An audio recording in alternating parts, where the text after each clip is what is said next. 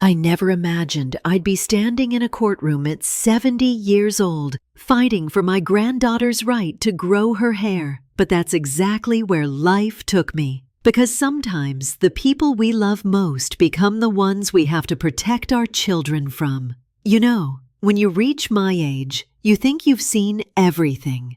You think you understand the depths of human cruelty and the heights of human love. You think you know your own family, the people you've watched grow from babies into adults, the children you've held through their worst moments and celebrated through their best. But I was wrong. So terribly, heartbreakingly wrong. It started on what should have been a perfect summer day, July 15th. I remember the date because it's burned into my memory like a brand. A family cookout in my backyard, the kind of gathering I'd hosted dozens of times before. I'd been planning it for weeks, buying the paper plates with the little umbrellas on them that Lily loved, making sure I had enough ice cream sandwiches for all the cousins, setting up the sprinkler in case the kids got too hot. The grill was smoking with Chris's favorite burgers, the ones with the special seasoning I'd been making since he was 12. Kids were running around with water balloons, their shrieks of laughter carrying across the yard like music. The old radio on the patio table was playing those classic rock songs that make everyone feel young again. And my sister Margaret was telling that story about the time we got lost in Disney World, the one that always makes everyone laugh until their sides hurt. Normal. Safe. Everything a family gathering should be. Everything I'd worked my whole life to create. A place where the people I loved could come together and feel surrounded by warmth and acceptance and joy. But something was wrong with Lily. My 6-year-old granddaughter, usually the first to join any game, the one with the loudest giggle at every joke. The child who normally would have already soaked me 3 times with the water balloons. She was hiding. Literally hiding behind the patio curtain, pressed up against the sliding glass door like she was trying to disappear into it. She was wearing this oversized, sparkly beanie that I'd never seen before, the kind teenagers wear to look cool at the mall. But on my tiny granddaughter, it swallowed her whole head, making her look like a child playing dress-up in clothes that didn't belong to her. In July. In 90-degree heat with humidity that made the air feel thick as soup. The hat kept slipping, sliding down over her eyes, and every time it did, I caught glimpses of something that made my stomach turn. Rough stubble where silky hair should have been. Small nicks that looked angry and red against her pale scalp. Raw patches where it looked like someone had been careless, rough, deliberately harmful. My breath caught in my throat, and I felt that first flutter of panic, the way your body knows something is wrong before your mind catches up. This wasn't a haircut. This wasn't even a bad haircut gone wrong. The kind of thing that happens when a child gets hold of scissors and you have to take them to the salon to even things out while everyone laughs about kids being kids. This was something else entirely. Something deliberate. Something cruel. I watched Lily avoid every game the other children tried to include her in. When her cousin Emma ran up with a water balloon, Lily shrank back like she expected to be hit. When little Marcus asked her to play tag, she just shook her head and pulled that ridiculous hat down lower. The child who used to dance around my kitchen while I made pancakes on Sunday mornings, who used to beg me to braid her hair in complicated patterns she'd seen in magazines, who used to spin in circles just to watch her golden hair fly out around her like she was a princess in a fairy tale. That child was cowering in the corner of her own family gathering, and nobody else seemed to notice. Or if they noticed, they weren't saying anything.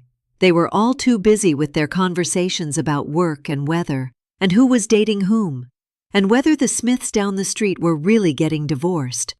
Too busy with their adult concerns to pay attention to a child who was clearly in distress. But I noticed. I've always noticed when something was wrong with my grandchildren. It's like a sixth sense you develop when you've loved children as long as I have, when you've seen them through scraped knees and broken hearts, and first days of school, and all the little traumas that come with growing up. This was different, though. This was bigger than anything I'd seen before. That's when Tara, my daughter-in-law, Lily's mother, decided to address the elephant in the room with a joke that still makes my blood boil when I think about it. "Oh, relax, everyone," she said, loud enough for the whole table to hear, waving her wine glass like she was conducting an orchestra, like she was the star of her own little show. "It's hair, not a heart. Some kids need tough love to learn consequences." The way she said it, so casual, so dismissive, like she was talking about the weather or what to have for dessert, like my granddaughter's obvious distress was nothing more than an inconvenience to be brushed aside.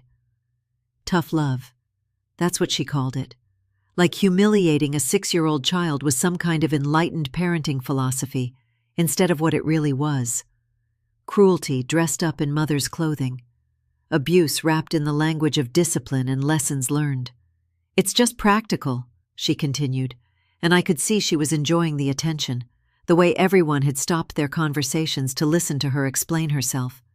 She was performing, putting on a show for our relatives, making herself the center of attention while her daughter suffered in silence 20 feet away. Some kids need to learn the hard way that actions have consequences. Sometimes you have to get creative with discipline to really make an impact. Traditional timeouts and taking away toys just don't work with some children. They need something more memorable. Memorable. She wanted her discipline to be memorable for a 6-year-old child. I felt something inside me crack. Not break, crack. Like ice on a pond when the temperature starts to shift, when you can hear the warning sounds before everything gives way. Like the moment before an earthquake when animals start acting strange because they can sense what's coming. I looked around the table for support, for someone else to say what I was thinking, what I was feeling. Surely I wasn't the only one who could see how wrong this was. Surely someone else would speak up for Lily, would question what was happening here. My eyes landed on my son Chris, Lily's father, the man I'd raised to stand up for what's right. The boy who used to cry when he saw other kids being picked on at school, who used to bring home stray animals because he couldn't stand to see anything suffering. He wouldn't even look at me. "Mom," he said, not meeting my eyes, staring down at his plate like it held the secrets of the universe. "Please don't start. Don't embarrass us today." Don't embarrass them. Their child was sitting alone, traumatized and humiliated, wearing a hat in sweltering heat to hide whatever had been done to her. And he was worried about embarrassment. Not hers, theirs. Not the embarrassment of a little girl who was too ashamed to show her face, but the embarrassment of adults who might have to explain their choices to other adults. That's when I knew this wasn't going to be simple. This wasn't going to be a misunderstanding we could laugh about later. A family story that would become funny with time and distance. This was something much darker, much more dangerous. This was a family choosing to protect the perpetrator instead of the victim, choosing comfort over truth, choosing the path of least resistance over the safety of a child. I felt my world tilt, the way it does when you realize that the people you thought you knew, the people you trusted with your most precious treasures, are capable of things you never imagined. When you realize that evil doesn't always come from strangers in dark alleys, sometimes it comes from the people who are supposed to love you most. I excused myself from the table, mumbling something about checking on the dessert, and went looking for Lily. I found her in the hallway bathroom, still wearing that ridiculous hat, staring at herself in the mirror with eyes that looked far too old for her face. Eyes that had seen things a child should never see, understood things a child should never have to understand. She was standing on the little step stool I kept there so she could reach the sink, her tiny hands gripping the edge of the counter like she was trying to hold herself together. In the harsh fluorescent light of the bathroom, I could see tear tracks on her cheeks, though she was trying so hard to be quiet about her crying, trying so hard to be good. "Lily, sweetheart," I said softly, kneeling down to her level, making myself small and non-threatening the way you do with frightened animals. "Can you tell Grandma what happened to your hair?" She looked at me with those big, trusting eyes, the same blue eyes that had lit up like Christmas morning every time I walked into a room, the eyes that used to sparkle with mischief when she was planning some elaborate game or adventure. But now they just looked tired, scared, defeated. And then she whispered something that still echoes in my nightmares, that wakes me up at 3 a.m. gasping for breath. The buzzer hurt, Grandma. Mommy said I earned it. Earned it. A 6-year-old child earned having her head shaved with clippers that left nicks and cuts on her scalp. A baby who still believed in tooth fairies and monsters under the bed had earned having her beautiful hair that I'd braided for dance recitals and brushed after baths and watched catch the sunlight during weekend visits, hacked off like she was being punished for a crime. But it got worse, so much worse. Mommy made a video, she whispered, so quiet I had to lean in to hear her, so quiet I almost convinced myself I'd imagined it. She said it was to teach me a lesson. She said ugly girls cry, so I shouldn't cry. Ugly girls cry.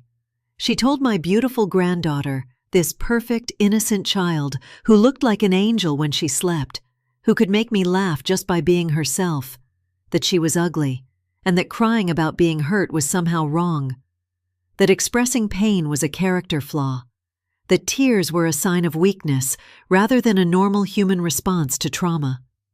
I felt that crack inside me spread wider, felt pieces of my heart start to break off and fall into the darkness that was opening up inside my chest. What lesson, baby? I managed to ask, though my voice was shaking so hard I wasn't sure she could understand me. What was Mommy trying to teach you? Lily looked down at her hands, started picking at her fingernails the way children do when they're trying to tell adults things they know will upset them. That I can't touch Mommy's makeup anymore. That I have to ask before I touch anything pretty. That when I'm bad, bad things happen to me, and it's my fault for being bad in the first place. Makeup. She'd been tortured, and let's call it what it was, tortured, because she'd touched her mother's makeup. Something every curious child does. Something that should warrant a gentle correction, maybe a timeout, maybe a talk about asking permission and respecting other people's things. Not this. Never this. I thought about all the times Lily had gotten into my makeup over the years, how I'd found her in my bathroom with lipstick smeared across her face like war paint, how we'd laughed together as I cleaned her up and explained about asking first.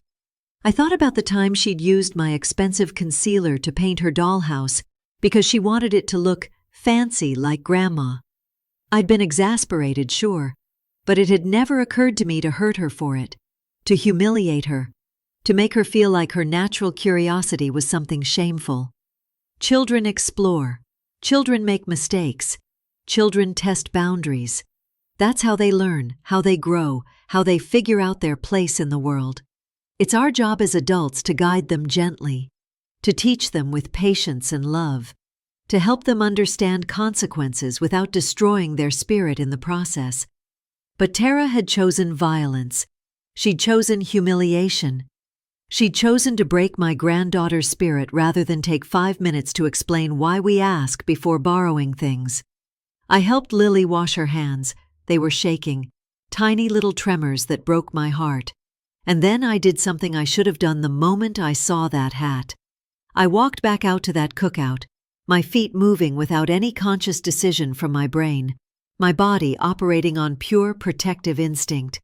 I walked straight to where Lily was now sitting alone at the kids' table, the other children having given up on including her in their games, and I gently, carefully, lovingly removed her beanie. The gasps around the table were audible, sharp intakes of breath from people who suddenly understood that this was not a cute summer haircut or a case of a child getting into scissors when no one was looking. One of her cousins, little Emma, who was only 8 herself, put her hand over her mouth and started to cry.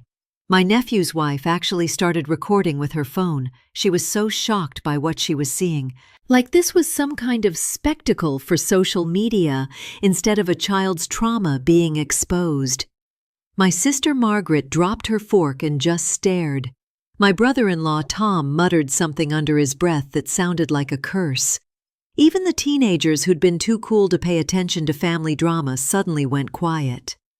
Lily's beautiful hair I'd braided countless times, hair that caught the sunlight like spun gold, hair that she'd inherited from her great-grandmother and worn like a crown, had been hacked off in uneven chunks. But it wasn't just cut short. It looked like someone had taken clippers to it without any care or skill, leaving patches of scalp visible through stubble that was maybe 1/8 of an inch long in some places and completely bare in others. The scalp underneath was irritated, angry red in places, with small cuts from where the clippers had been used too roughly, too carelessly, too deliberately. There were nicks that looked infected, raw spots that were weeping slightly, places where it was obvious that whoever had done this had pressed too hard, moved too fast, cared more about inflicting pain than about the child they were hurting. This wasn't discipline. This wasn't even punishment. This was mutilation. This was a grown woman taking her anger out on a defenseless child's body, using hair clippers like weapons, treating my granddaughter's head like a canvas for her rage. But Tara just smirked. Actually smirked, like she was proud of what she'd done, like she was enjoying the shock and horror on everyone's faces, like she'd accomplished something impressive instead of committing an act of unspeakable cruelty against her own child. "It's summer," she said, like she was discussing the weather, like this was the most reasonable thing in the world. "It'll grow back by Labor Day. Hair is just hair. It's not like I cut off her fingers or something actually important." Like that made it okay. Like the trauma, the humiliation, the pain would just grow back, along with the hair. Like you could erase the memory of being held down and hurt by the person who's supposed to protect you just by waiting a few months for follicles to regenerate. I felt something shift inside me then. Not crack, shift. Like tectonic plates before an earthquake. Like the earth itself was rearranging itself to accommodate the magnitude of what I was witnessing. "We're leaving," I said, my voice coming out steadier than I felt, reaching for Lily's hand with fingers that were trembling with rage and heartbreak, and a protective instinct so fierce it scared me. Tara moved to block me, actually stepped between me and my granddaughter like I was the threat in this situation, like I was the danger Lily needed to be protected from. "She's staying with me," Tara said, and for the first time that day her voice had an edge to it, cold, possessive, the way someone talks about property they own rather than a child they love. I watched Lily flinch when Tara reached for her.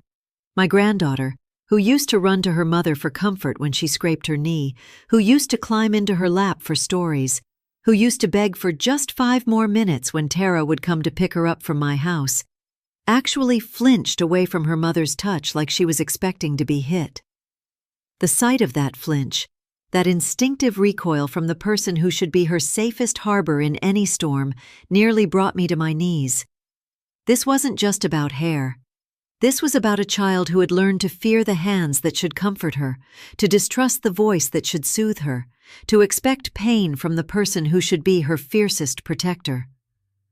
That's when I made the choice that would change everything. "No," I said. Simple. Final. The word coming from somewhere deep inside me, from that place where mothers and grandmothers keep their most primal instincts, their willingness to fight and die for the children they love. "She's not."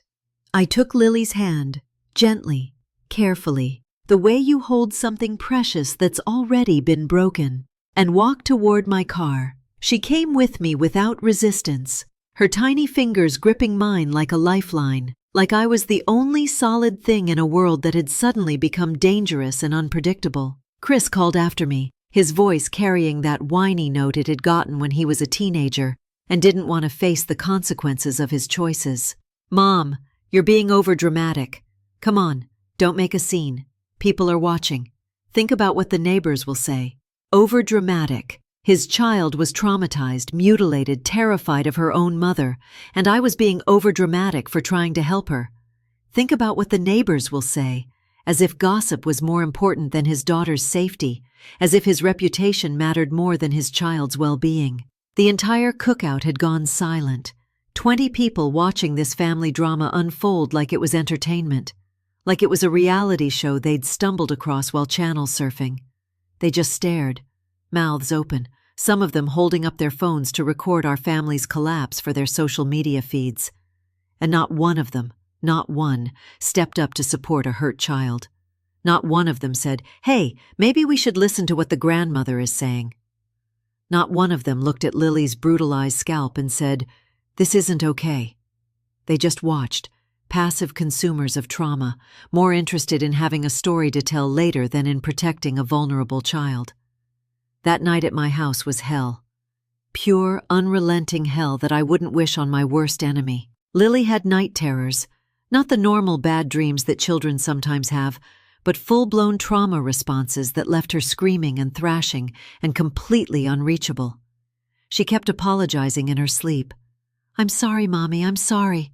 I'll be good. I promise I'll be good." Over and over until my heart felt like it was being torn apart with every repetition.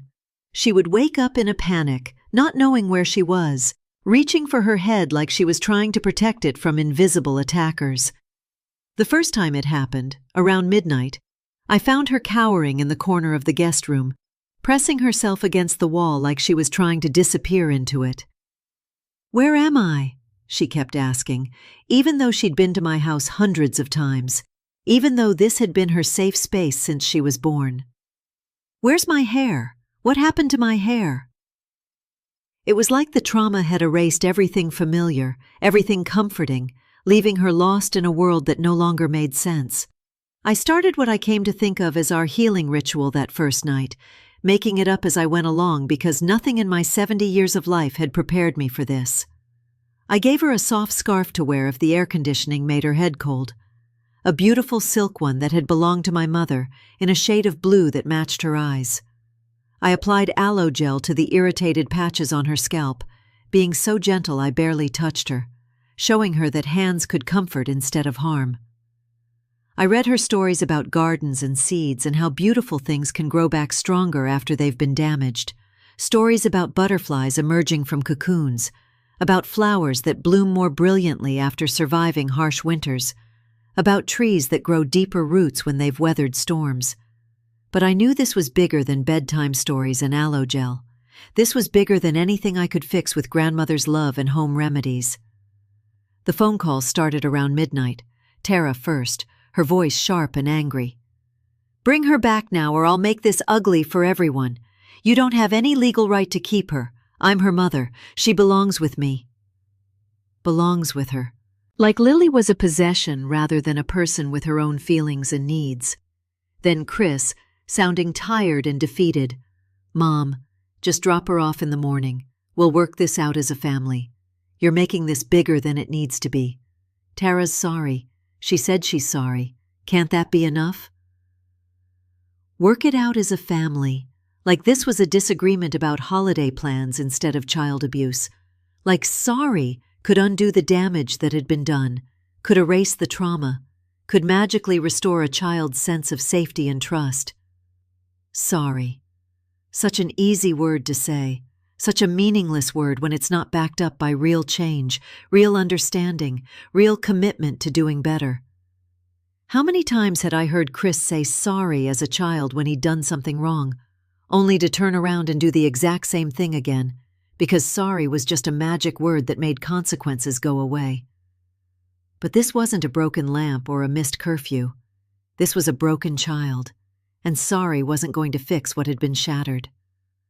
The calls continued every hour until I finally turned off my phone. Tara's growing more threatening, Chris's growing more desperate. Both of them focused on getting Lily back rather than on getting her help. But then, around 6 in the morning, I got a message that changed everything.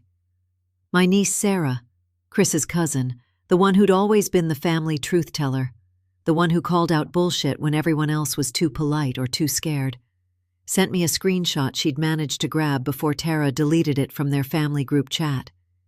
It was from 2 weeks earlier, 2 weeks before the cookout, before I knew any of this was happening.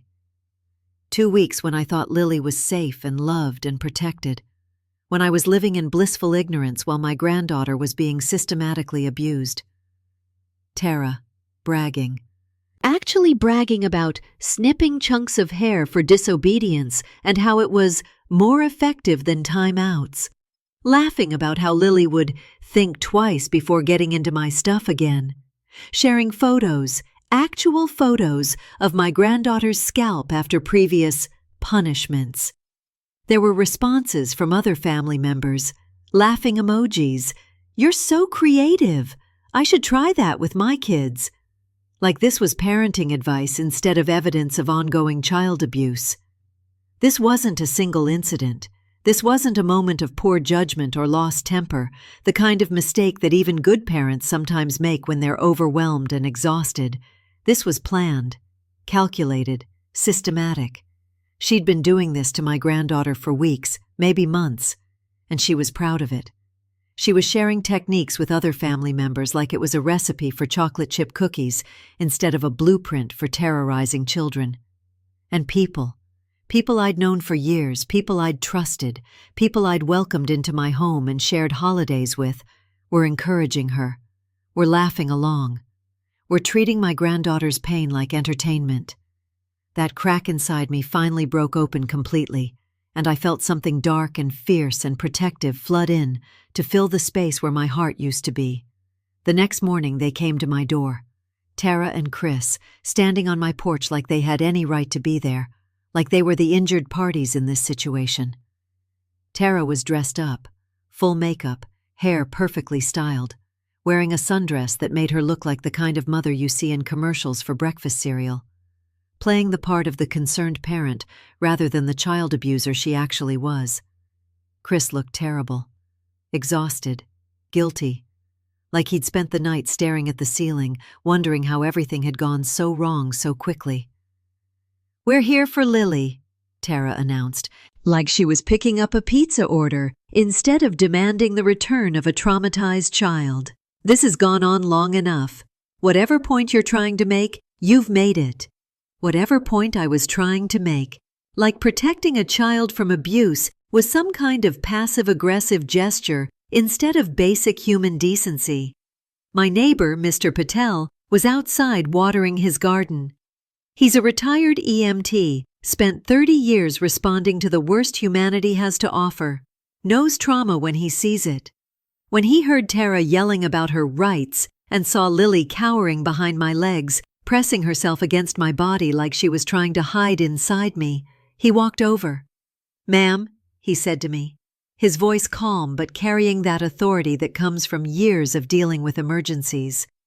"That child needs medical documentation, today. Those scalp injuries need to be examined and recorded by a professional." Tara tried to argue, tried to minimize again, her voice getting shrill and defensive. "It's just a haircut. Kids heal fast. This is a family matter that doesn't concern you." Mr. Patel looked her straight in the eye with the kind of steady gaze that sees through bullshit and performance to the truth underneath. "Child abuse heals slow," he said simply. "Sometimes it doesn't heal at all. That little girl shows classic signs of trauma response, and those injuries on her scalp are consistent with deliberate harm rather than accidental injury." I'll never forget the look on Tara's face when he said that. Not shame, not regret, not the horror of a mother realizing she'd hurt her child. Rage. Pure, undiluted rage that someone had dared to name what she'd done, that someone had refused to play along with her narrative of justified discipline and necessary lessons. Her mask slipped for just a moment, and I saw the real Tara underneath. Cold, calculating, more concerned about being caught than about the harm she'd caused. More angry about being exposed than about the fact that she'd terrorized a 6-year-old child. "You don't know what you're talking about," she hissed at Mr. Patel. "That's my daughter, and I'll discipline her however I see fit. Mind your own business." But it was too late. The truth was out there now, spoken by someone who couldn't be dismissed as an overreacting grandmother or an interfering family member. Someone with credentials, with authority, with the kind of voice that people in positions of power actually listen to. So I loaded Lily into my car. She went willingly, eagerly, like I was rescuing her from a burning building, and drove straight to the Pediatric Urgent Care Center downtown. The nurse who examined Lily was young, maybe mid-20s, but she knew her job. She'd clearly seen this kind of thing before, unfortunately. She documented every irritated patch, every small cut, every place where the clippers had been used too roughly. She noted Lily's startled responses, the way she flinched when anyone moved too quickly near her head, the way she kept apologizing for things that weren't her fault. "Can you tell me what happened to your hair, sweetheart?" the nurse asked gently, kneeling down to Lily's level the way all good pediatric professionals do. Lily looked at me for permission, and I nodded encouragingly. "Mommy used the buzzer," she whispered. "She said I was bad and I needed to learn. She held me down and used the buzzer, and it hurt, and I cried. But she said crying made it worse, so I tried to stop, but I couldn't." She held her down. My granddaughter had been physically restrained while someone she trusted inflicted pain on her, had been told that her natural response to trauma, crying, was making her punishment worse, teaching her that expressing pain would only lead to more pain. But it was what Lily said next that sealed everything, that made it impossible for anyone to dismiss this as a misunderstanding or an overreaction. "Mommy said if I was bad again, she'd take my eyelashes too. She said bald girls don't get to be pretty, so maybe if I was ugly enough I'd remember to be good." Eyelashes. My 6-year-old granddaughter was living in fear that her mother would take her eyelashes, was being taught that her worth as a person was tied to her appearance, that beauty was something that could be taken away as punishment, that being ugly was a consequence she deserved for normal childhood behavior. The nurse excused herself and came back with paperwork. A mandatory report to Child Protective Services was being filed immediately. Photos were being taken. Statements were being recorded. The wheels of the system that's supposed to protect children were finally starting to turn. I should have felt relief. Finally, adults who were trained to help children were going to get involved. Finally, there would be official recognition that what had happened to Lily was abuse, not discipline. Instead, I felt terror. Bone-deep, soul-crushing terror. Because I knew Tara. I knew how charming she could be when she needed to be, how well she could perform the role of concerned mother when she had an audience. I knew she'd find a way to make this look like a misunderstanding, like I was the problem, like she was the victim of an overreacting grandmother who couldn't mind her own business. I knew she'd have explanations for everything.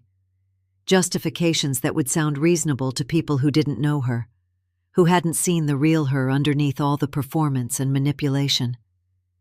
And I knew that the system, the same system that was supposed to protect children, often failed them instead, sending them back to their abusers because family reunification was considered more important than child safety. The CPS caseworker called me that afternoon. A tired-sounding woman named Jennifer, who'd probably seen too much in her career to be shocked by anything, who probably had a caseload 3 times larger than what any human being could reasonably handle. "Mrs. Patterson," she said, her voice professional but kind. "I need to conduct a safety assessment. Can you bring Lily to our office tomorrow morning?" Tomorrow morning. Lily would have to tell her story again to another stranger in another sterile room. Would have to relive her trauma for the benefit of bureaucrats who might or might not believe her, who might or might not have the power to keep her safe. But we went. We sat in that beige office with the motivational posters about resilience and hope, with the box of tissues strategically placed on every surface like they knew there would be tears. And I watched my granddaughter try to explain trauma she shouldn't have the vocabulary for. Jennifer was good at her job, I'll give her that. She was gentle, patient, spoke to Lily at her level without being condescending. She showed her dolls and asked her to point to where she felt safe, where she felt scared, who made her feel happy, who made her feel afraid. Lily pointed to the mommy doll when asked about scared. She pointed to the grandma doll when asked about safe. "Can you show me what happened to your hair?" Jennifer asked, bringing out a set of toy clippers that looked disturbingly realistic. Lily took the mommy doll and the toy clipper and recreated the whole thing. The way she'd been held down on the bathroom floor. The way the buzzer had been pushed too hard against her scalp, dragged roughly across her head without any care for comfort or safety. The way her mother had filmed it while telling her she deserved it, that this was what happened to bad girls who didn't listen. She showed how she'd tried to cover her head with her hands, and how those hands had been pulled away. How she'd begged for it to stop, and been told that begging made her pathetic. How she'd been forced to look at herself in the bathroom mirror afterward, while her mother explained that this was what she looked like when she was bad. Jennifer documented everything. Photos of the dolls positioned exactly as Lily had placed them. Statements taken in Lily's own words. Video of the whole demonstration, preserved forever as evidence of what my granddaughter had endured. The video Lily described, the one Tara had filmed, was apparently still on Tara's phone, saved like some kind of trophy. Evidence of her power, her control, her ability to break a child's spirit whenever she felt like it. That afternoon, Jennifer called me with news that should have felt like victory. Emergency protective plan. Lily could stay with me for 72 hours while they completed their investigation. 72 hours. 3 days to prove that my granddaughter was safer with me than with her own parents. 3 days to document enough evidence to convince a system that favored family reunification that sometimes families are too broken to be put back together. We made the most of those 3 days. I started a hair growth calendar where Lily could put stickers for every day her hair grew a little bit longer. Bright, cheerful stickers, butterflies and flowers and rainbows, marking tiny victories in a process that would take months or maybe years to complete. We developed bedtime rituals around stories of seeds sprouting into beautiful flowers, of caterpillars transforming into butterflies, of all the ways that beautiful things can emerge from darkness and pain. I taught her to massage aloe into her scalp gently, with love, showing her that touch could heal instead of harm. Most importantly, I taught her words for what had happened to her. Real words, honest words, words that named the truth instead of hiding it behind euphemisms and excuses. It's okay to say it hurt, I told her as we sat in my kitchen, painting her fingernails with that special nail polish that changes colors in different lights. It's okay to say you were scared. It's okay to cry when someone hurts you. Crying doesn't make you ugly. It makes you human, and being human is the most beautiful thing you can be. She listened to me with those serious eyes, absorbing every word like she was memorizing a survival guide for a dangerous world. But Tara wasn't sitting idle during those 72 hours. Oh no, she was busy. So very busy playing the part of the reformed mother, the woman who'd learned from her mistakes and was ready to do better. She found herself a therapist, a single session that she immediately used as proof of her commitment to growth and healing. She got Chris enrolled in parenting classes at the local community center. She took herself to a pediatrician who barely examined the evidence and wrote a letter saying there was no indication of lasting physical harm. No lasting physical harm. Like the scars on a child's soul don't count if they don't show up on an X-ray. Like trauma is only real if it leaves visible marks that satisfy some arbitrary medical standard. The worst part was that it was working. I could see it in Jennifer's face when she came for the follow-up visit, the way her expression had shifted from concerned professional to tired bureaucrat who just wanted to close another case. She seems genuinely remorseful, Jennifer told me, reading from notes she'd taken during her interview with Tara. And she's taking concrete steps toward better parenting strategies. She's enrolled in anger management classes and has committed to weekly therapy sessions. Remorseful. The woman who had filmed herself humiliating her child, who had bragged about it in group chats, who had threatened to take her daughter's eyelashes, who had systematically terrorized a 6-year-old for weeks. She seemed remorseful. I wanted to scream. I wanted to grab Jennifer by the shoulders and shake her until she understood that remorse is just another performance for people like Tara, just another role to play when it serves their purposes. But then something unexpected happened. Something that gave me hope that maybe, just maybe, there were still adults in this world who understood that protecting children was more important than preserving families. Dr. Alvarez, the child therapist I'd found for Lily, a woman who specialized in trauma recovery, called Jennifer directly. "That child is not ready to return home," she said bluntly, without the diplomatic language that most professionals use when they're trying to avoid stepping on toes. She's still having severe anxiety responses. She's regressed in multiple areas of development, and most concerning, she's begun engaging in self-harm behaviors as a coping mechanism. Self-harm. My 6-year-old granddaughter was pulling at her own scalp where the new hair was trying to grow, recreating the pain because it was familiar, because it felt normal. Because when you've been trained to expect hurt from the people who are supposed to love you, sometimes you hurt yourself, just to stay in control of when and how the pain comes. Dr. Alvarez explained it to me later, sitting in her office that smelled like lavender and hope, surrounded by toys designed to help children process trauma they should never have experienced. Children who experience trauma often hurt themselves in the same ways they were hurt, she said gently, her voice carrying the weight of too many similar conversations, with too many desperate grandparents and foster parents, and anyone else trying to pick up the pieces of shattered childhoods. It gives them a sense of control. If they're causing the pain, at least they know when it's coming. They know it will stop when they want it to stop. For children who've been powerless in the face of adult violence, self-harm can feel like reclaiming agency over their own bodies.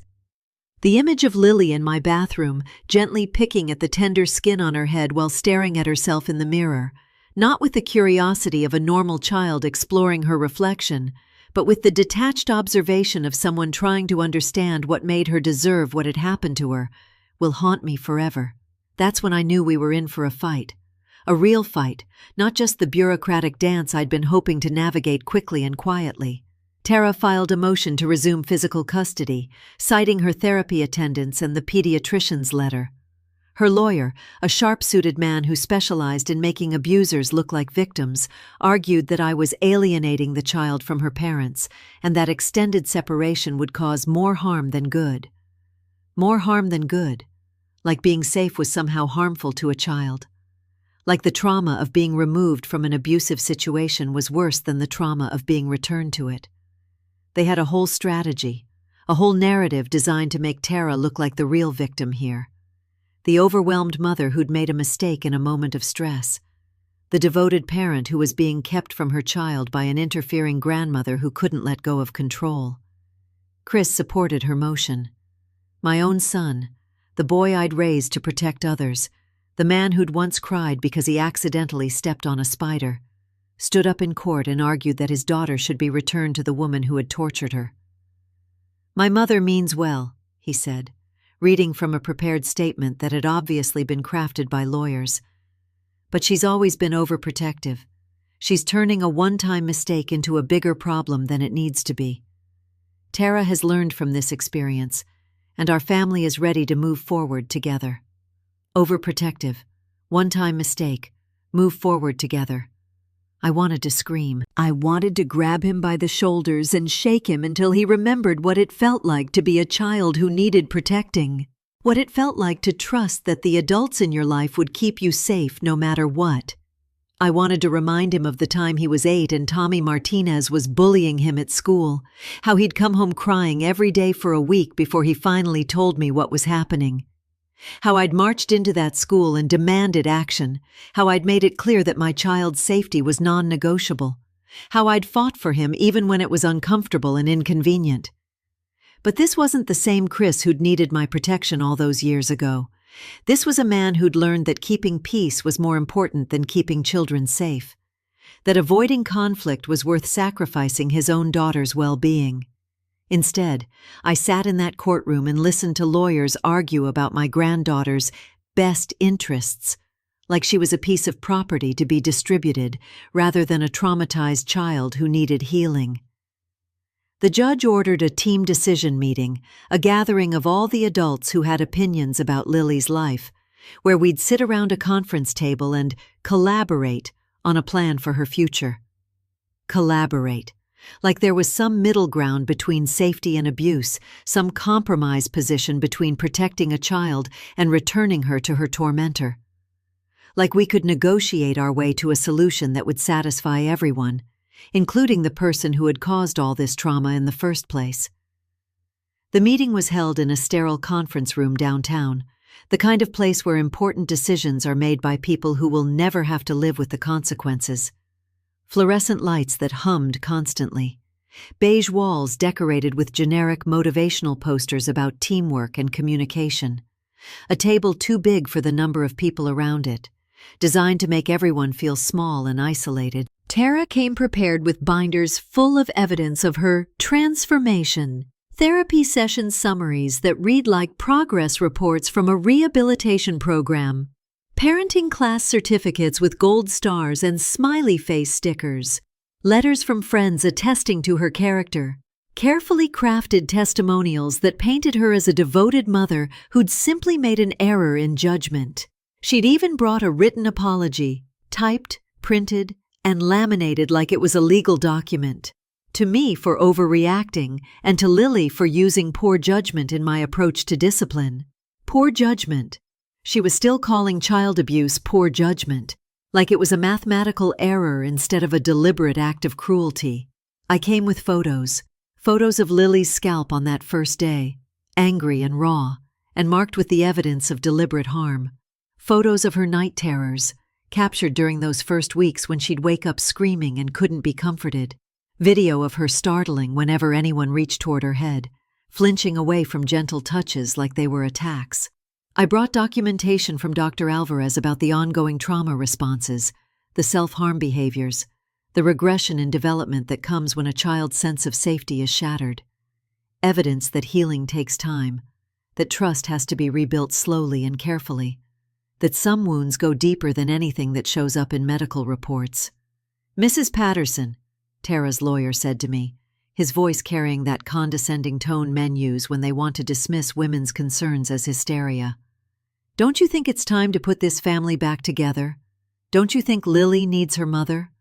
I looked across that table at Tara, this woman who had given birth to my granddaughter, who was supposed to love and protect her, and saw nothing but calculation in her eyes. She was playing a role, performing remorse, doing whatever it took to regain control over her victim. She wasn't looking at the photos of Lily's injuries. She wasn't reading the therapy reports about trauma responses. She was watching the faces of the decision-makers, gauging their reactions, adjusting her performance accordingly. "Lily needs safety," I said, my voice steady despite the fury that was burning in my chest. "If her mother can provide that, truly provide that, not just promise it or perform it for an audience, but actually genuinely provide it, then yes, they should be together. But I won't sacrifice my granddaughter's well-being on the altar of family reunification." The caseworker recommended graduated visits. Tara could see Lily for supervised visits, building up to overnight stays, with the goal of eventual reunification. A careful, measured plan designed to give everyone what they wanted, while supposedly protecting Lily's interests.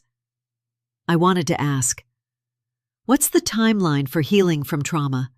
What's the schedule for learning to trust again? How do you graduate from night terrors and self-harm to sleeping peacefully in the same house as your abuser? But I didn't ask those questions. I agreed to the plan because the alternative was worse. The alternative was losing Lily completely, watching her disappear back into a system that would eventually return her to Tara, regardless of what I did or said. The first supervised visit was at a family center downtown. Neutral ground, they called it. Cameras in every room, trained staff monitoring every interaction. A place designed to facilitate healthy family connections while documenting evidence of fitness or unfitness for parental responsibilities. I watched through the two-way mirror as my granddaughter sat stiffly on a couch next to her mother, both of them pretending everything was normal. Lily had chosen her favorite dress for the visit, the yellow one with the sunflowers that made her look like a little ray of sunshine, but she sat like a statue, her hands folded in her lap, her eyes fixed on a spot somewhere above Tara's shoulder. "I missed you so much," Tara said, reaching toward Lily's head with hands that had once held clippers, that had once pressed too hard against tender scalp, that had once filmed a child's humiliation for posterity.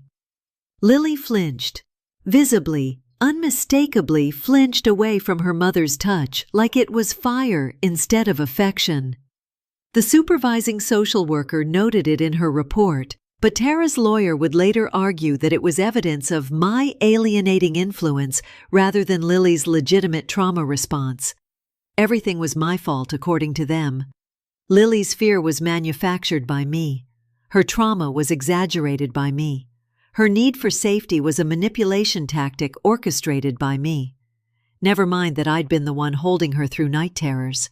Never mind that I was the one who'd found her hurting herself in my bathroom. Never mind that I was the one she ran to when she was scared, the one who could calm her down when the world felt too dangerous to navigate.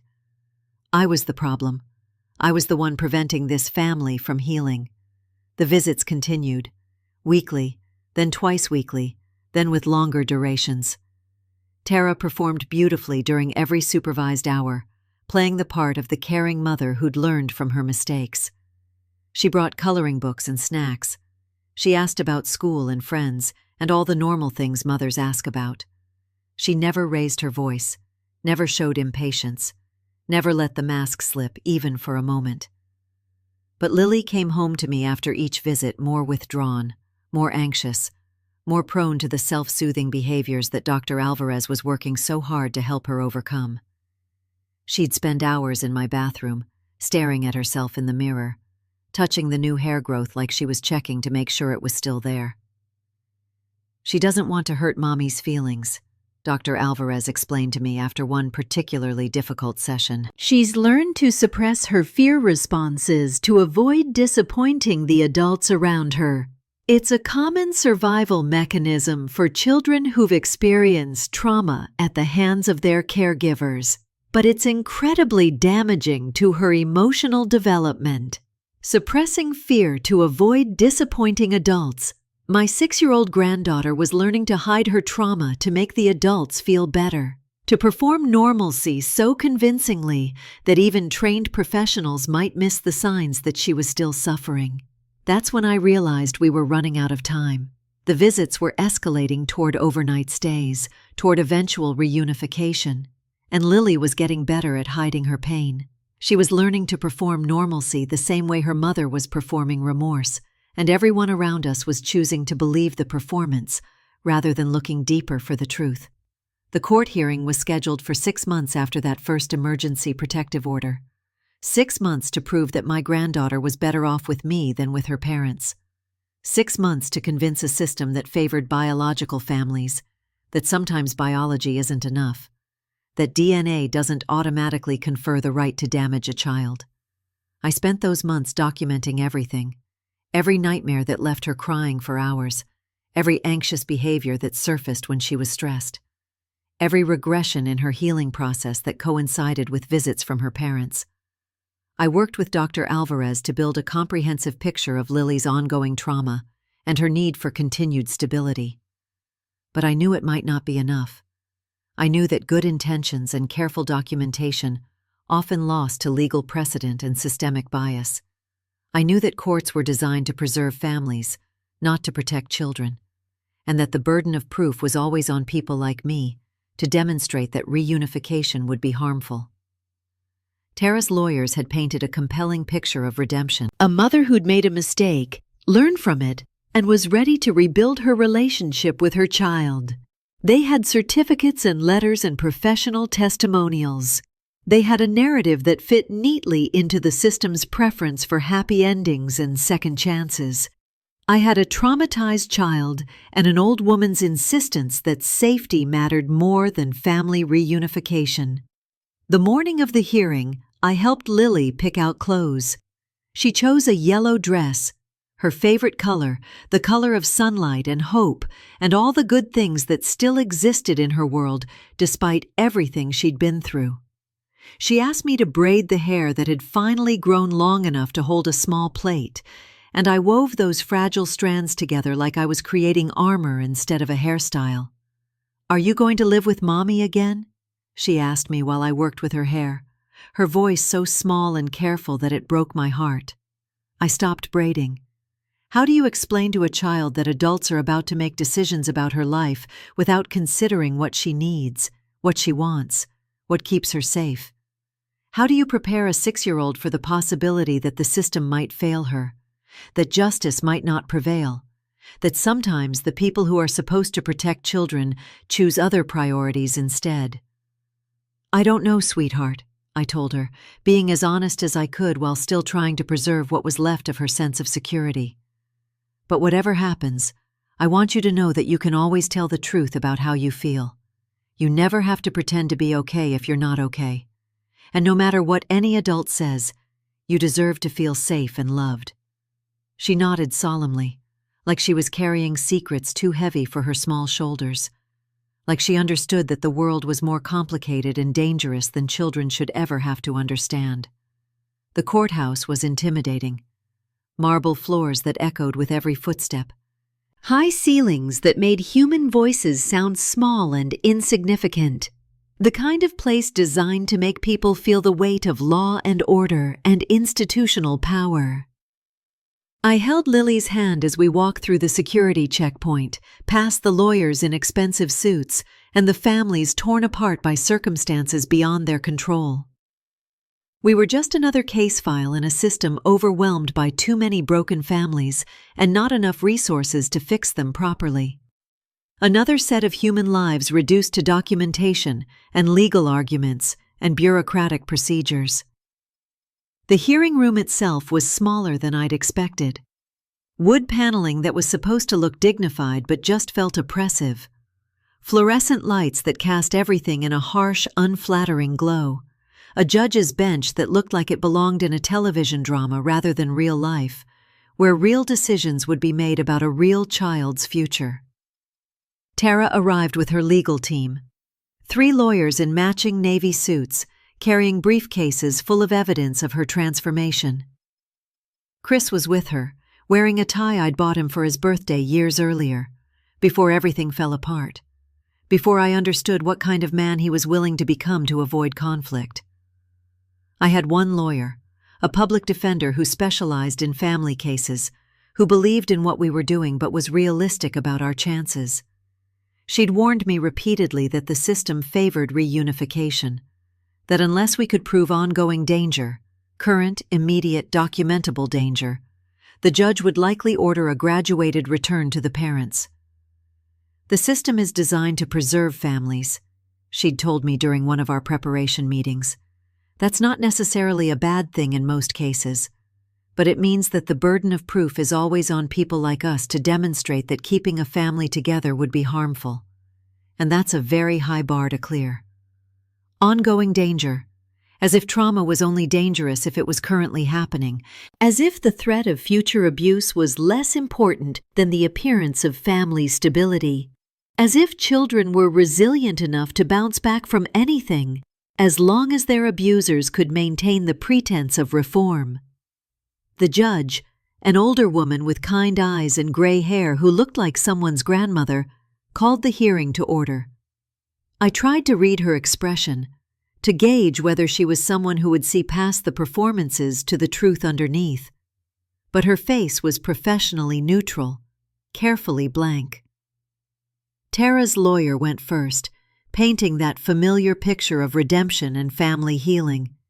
They presented their evidence methodically, therapy records that showed significant progress in anger management and parenting skills, parenting class completions with glowing reviews from instructors, character witnesses who testified to Tara's love for her daughter and her commitment to being a better mother. Your Honor, Tara's lawyer concluded, his voice carrying the practiced confidence of someone who'd made this argument dozens of times before. This family has been separated long enough. Ms. Patterson has completed all court-ordered interventions and has demonstrated genuine remorse for her past mistakes. She is ready to resume her role as Lily's primary caregiver. Continued separation serves no one's interests, least of all the child's. Mistakes. Still calling systematic child abuse mistakes, like they were arithmetic errors instead of deliberate acts of cruelty. Then it was our turn. My lawyer called Dr. Alvarez to the stand first. Dr. Alvarez walked to the witness box with the confidence of someone who'd testified in these cases before, who understood the weight of her words, and the importance of speaking clearly and directly about complex psychological concepts. "Doctor," my lawyer asked, "in your professional opinion, what would be the likely impact of returning Lily to her mother's primary care at this time?" Dr. Alvarez didn't hesitate. "Severe regression. Lily has made significant progress in developing healthy coping mechanisms and rebuilding her sense of safety. Returning her to the environment where the original trauma occurred would likely undo months of therapeutic work and could result in long-term psychological damage." Tara's lawyer objected, argued that Dr. Alvarez was speculating, that there was no evidence the home environment hadn't changed significantly. He tried to paint her as an alarmist, someone who was overstating the risks to justify her own involvement in the case. But Dr. Alvarez held her ground with the quiet authority of someone who'd spent years studying trauma and recovery, who understood the science behind healing and the very real dangers of re-traumatization. Children who experience trauma at the hands of their primary caregivers require extended periods of safety and stability to heal, she explained to the judge. Lily is still exhibiting trauma responses. She still engages in self-harm behaviors when stressed. She's not ready for this transition, regardless of what changes her mother claims to have made. Then they called the urgent care nurse who'd first documented Lily's injuries. She testified about the physical evidence of abuse, the statements Lily had made during the examination, the fear responses she'd observed in a child who should have felt safe in a medical setting. "That child was terrified," she said simply, her voice carrying the weight of 20 years of pediatric nursing. "In my experience, I've learned to recognize the difference between normal childhood anxiety and trauma-based fear. This was trauma. This was a child who had been deliberately harmed by someone she trusted. But the most powerful testimony came from an unexpected source. The judge asked to speak with Lily directly, not unusual in custody cases involving children, but always difficult. Lily would be interviewed in chambers, with only the judge and a child advocate present, to minimize intimidation and allow her to speak freely about her experiences and preferences. I waited in the hallway outside chambers for what felt like hours, but was probably only 20 minutes. Every second stretched endlessly as I imagined my granddaughter trying to find words for experiences that no child should have to articulate, trying to explain to a stranger why she was afraid of the person who was supposed to love her most. When the door opened, Lily walked out, holding the hand of the child advocate, a woman named Maria, who specialized in giving voice to children in family court proceedings. Maria had kind eyes and a gentle manner, and I could see that she'd managed to put Lily at ease, despite the intimidating circumstances. "How did it go?" I asked quietly, kneeling down to Lily's level. Lily looked tired but not traumatized, which I took as a good sign. "The lady was nice," she said simply. "She asked me about where I like to sleep and who makes me feel safe." Maria looked at me with something like admiration. "That little girl knows exactly what she needs," she said quietly, so Lily couldn't hear. "And she's brave enough to ask for it." The judge called everyone back into the hearing room. Lily had been excused. She was waiting in a family room down the hall with a court volunteer, playing with toys and trying to be a normal child while adults decided her fate based on her own words. "I've had an opportunity to speak with Lily directly," the judge began, consulting her notes with the careful attention of someone who understood the weight of what she was about to say. "And while I always consider a child's preferences carefully, I'm particularly struck by the clarity and consistency of her statements." She looked up from her notes, meeting my eyes briefly before continuing. When asked where she feels safest, she immediately named her grandmother's home. When asked about her mother, she said, and I quote, "I love Mommy, but my tummy gets tight when I think about going home." When asked what she wanted to happen, she said, "I want to see Mommy and Daddy, but I want to sleep at Grandma's until my tummy stops getting tight." Out of the mouths of babes. My 6-year-old granddaughter had articulated what all the expert testimony and legal arguments couldn't. Safety and love aren't the same thing. You can love someone who hurts you, but that doesn't mean you should have to live with them." The judge continued, her voice carrying the authority of someone who'd made difficult decisions about children's lives many times before. "I'm also concerned about the escalating nature of the supervised visits. According to the supervision reports, Lily has become increasingly withdrawn and compliant during her time with her mother. Not signs of comfort and healing, but potentially signs of learned helplessness." Learned helplessness. The clinical term for what I'd been watching happen to my granddaughter over the past months. The way she'd learned to suppress her natural responses, to perform normalcy even when she was suffering, to prioritize adult comfort over her own safety and well-being. "However," the judge said, and my heart sank with that word, knowing it meant she was about to balance Lily's needs against other considerations. "I also recognize the importance of the parent-child relationship and Ms. Patterson's efforts at rehabilitation." Here it comes, I thought. The compromise that prioritizes family reunification over child safety. The decision that sounds reasonable to adults but ignores what children actually need to heal and thrive. But the judge surprised me. Given the severity of the original incident, the ongoing trauma responses documented by multiple professionals, and most importantly, the child's own clearly expressed needs, I'm ordering an extended kinship placement with the maternal grandmother for a period of 6 months. 6 months. Not permanent, not forever, but 6 more months of safety. 6 more months for Lily to heal, to grow stronger, to develop the resilience she'd need, regardless of what happened after that.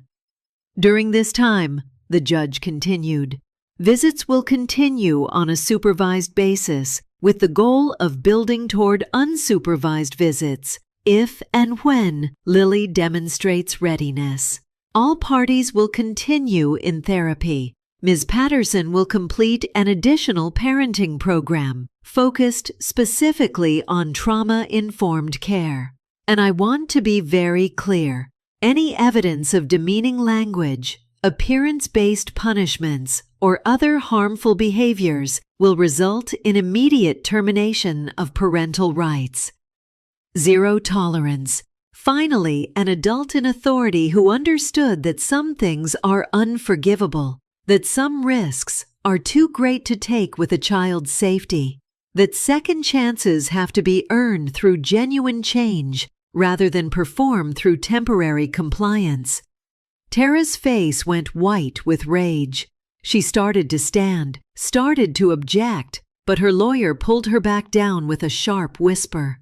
For just a moment, her mask slipped completely, and I saw the real Tara underneath. Furious that she'd lost control, angry that her performance hadn't been convincing enough, more concerned about her own desires than about her daughter's well-being. Chris looked devastated, but also, and this gave me a flicker of hope for the future, relieved. Like some part of him had been terrified that he'd get his daughter back before he'd learned how to protect her properly, before he'd figured out how to prioritize her safety over his own comfort. The hearing was over. 6 more months of safety for Lily. 6 more months to help her heal. 6 more months to hope that her parents might actually become the people she needed them to be. We walked out of that courthouse into bright sunshine that felt like a benediction. Lily was waiting for us in the family room, and when she saw my face, she knew. "I get to stay with you?" she asked, her voice carrying a hope that had been carefully protected throughout this entire ordeal. "For now, sweetheart. For now." That night, we added a special leaf to our paper vine on the wall. Our first court victory leaf. It was gold, like her hair in the sunlight, like the hope I was finally allowing myself to feel, like the possibility that sometimes, just sometimes, the system actually works to protect children instead of failing them. But I knew this wasn't really a victory. This was a reprieve, a breathing space, a chance to prepare for whatever battles lay ahead. The real victory would come months or years from now, when Lily could sleep through the night without night terrors, when she could see someone reach toward her head without flinching, when she could look in the mirror and see beauty instead of remembering shame, when she could trust that the adults in her life would protect her instead of hurting her. The real victory would be raising a child who knew, without question, that she deserved safety, respect, and love that didn't come with conditions or punishments. As I tucked her into bed that night, Lily looked up at me with those serious eyes that had seen too much too young, eyes that held wisdom no child should have to possess. "Grandma," she said, "will you promise me something?" "Anything, sweetheart." "Promise me that safety comes first, always. Safety first, always." The words that should be carved above every nursery door, printed on every parenting book, tattooed on every adult's heart who has ever been trusted with a child's well-being. "I promise," I told her, meaning it with every fiber of my being. Safety first, always. And I meant it. With every broken piece of my heart, with every sleepless night behind us and ahead of us, with every ounce of fight I had left in my 70-year-old bones, I meant it. Because love that doesn't protect isn't love at all.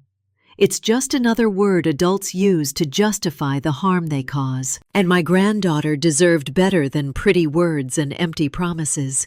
She deserved safety. She deserved healing. She deserved to grow up knowing that her hair, her body, her spirit belonged to her and no one else. And I would spend whatever time I had left making sure she got exactly that. That's my story. That's how I ended up fighting in court for my granddaughter's right to grow her hair, to feel safe, to be treated with dignity by the people who claim to love her most. It's a story about how "it's just hair" became the battle cry of people who wanted to minimize abuse, how tough love became an excuse for cruelty, how family reunification became more important than child protection, how mistakes became the magic word that was supposed to erase trauma and make everything okay again. But mostly, it's a story about choosing to see trauma for what it is, refusing to look away when it's easier to pretend everything is fine, and fighting like hell for the children who can't yet fight for themselves. Because in the end, that's what love really means. Protecting the people who are too small, too young, too powerless to protect themselves. Standing between them and harm, even when that harm comes from within their own family. Refusing to sacrifice their safety for anyone else's comfort. Safety first, always. That's the promise I made to my granddaughter, and it's the promise I'm making to every child whose story sounds like hers. Every child who's been told their pain doesn't matter. Every child who's been taught to hide their trauma to make adults feel better. Every child who's learned that love and hurt can come from the same hands. Their hair matters. Their dignity matters. Their safety matters more than our comfort, more than family harmony, more than keeping the peace. They matter. And it's time we all started acting like it.